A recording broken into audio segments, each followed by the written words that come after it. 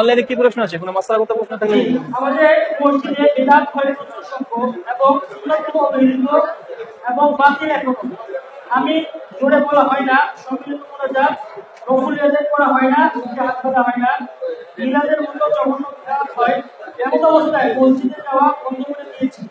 বাসায় আমার সালাত আদায় হবে কি? যেহেতু কাছাকাছি সহিয়াটা কোনো কি আমরা বুঝতে পারছি না, অত্যন্ত দিনের কৃতজ্ঞ থাকবো।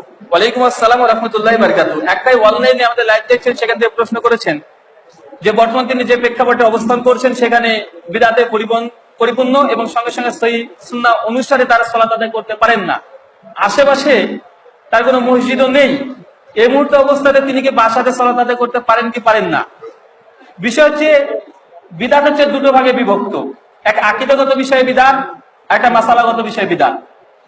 কোন ব্যক্তির যদি আকীদা যদি ত্রুটি না থাকে, আইন আল্লাহ, আল্লাহ কোথায়, সে যদি বলে যে না আল্লাহ আরশের সমাসীন, পায়খানা বাথরুমে নেই, কি বুঝলেন?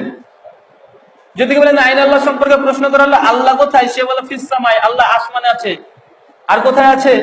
তার আরশের সমাসীন। এই কথা যদি বলে এই ব্যক্তির আকীদা ঠিক আছে। কিন্তু এই ব্যক্তি ফরজ নামাজের শেষে যদি হাত তুলে মুনাজাত করে, এটা মাসালাগত বিদআত। মূল বিষয় হচ্ছে আকীদাগত বিষয় যদি শুদ্ধ থাকে, মাসালাগত যদি বিদআত হয়, তো মাসালাগত বিদআতের পেছনে সালাতটা বৈধ। কিন্তু আকীদাগত বিষয় যদি বিদআত থাকে, তার পেছনে সালাত আদায় করা বৈধ নয়।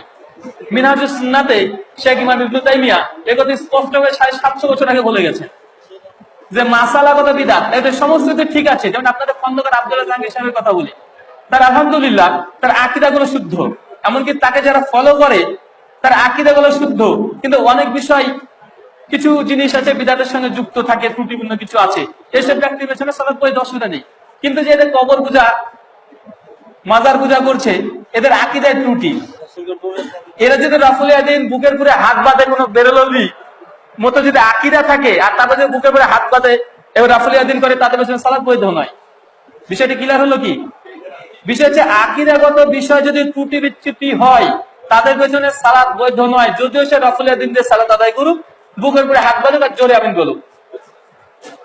কিন্তু আকীদা যদি শুদ্ধ হয়, নাভির নিচে যদি হাত বাঁধে তারা, তাদের পেছনে সালাত বৈধ। এখন আপনি দেখুন আপনার ইমাম সাহেব কোন পর্যায়ে, দেখার পর আপনি সেটা ডিসিশন নিন। আর যদি আকীদাগত বিষয় অ্যাকচুয়াল খারাপ, তারপর আবার বেদাতি, এমন যদি হয় বাইরে সালাত আদায় করছেন, কোনো সমস্যা নেই। আসলে বিষয়টি স্পষ্ট হয়েছে।